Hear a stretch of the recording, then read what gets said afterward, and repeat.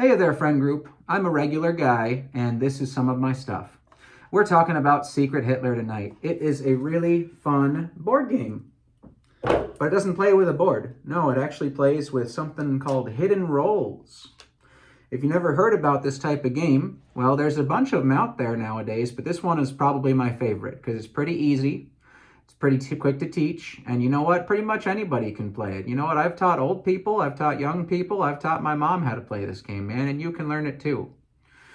So, everybody's going to be given a little envelope, a secret envelope, and inside is going to be a couple of cards.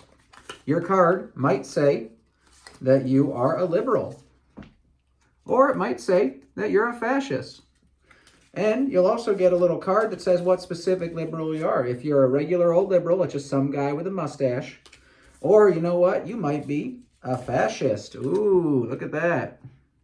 Or you might even be Mr. Hitler himself. Oh, big scary monster man. Yeah, look at that. So you're going to have your character.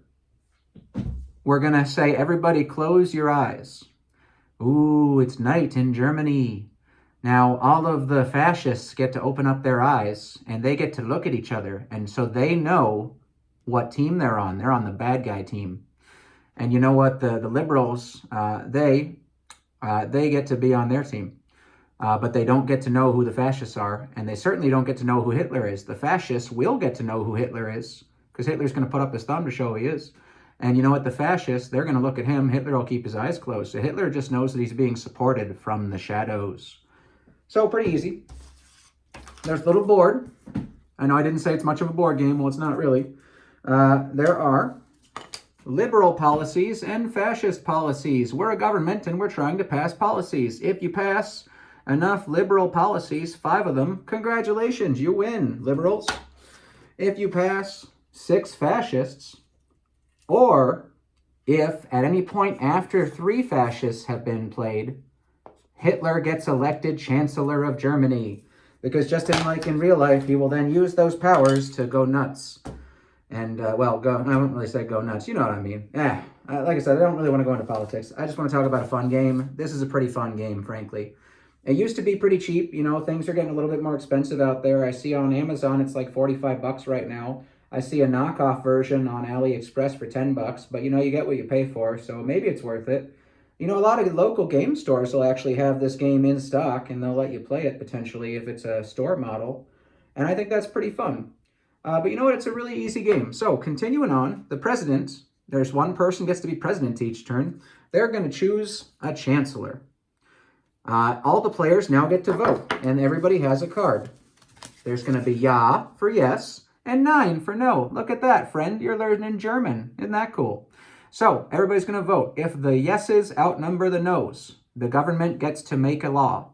If the nos win, we have to pass the president to the next person, and they get to choose a chancellor. All right, so once we have our president and chancellor chosen, the president will look at a few cards. You're going to look at 3 policies. And look at that. Oh, look at that, gang. I gained 2 fascists and a liberal.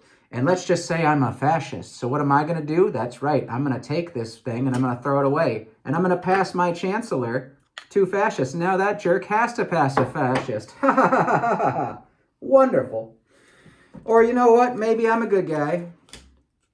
Maybe I'm on the other team. And you know what? Maybe I pass him one of these, one of each. And now the chancellor has to make a choice.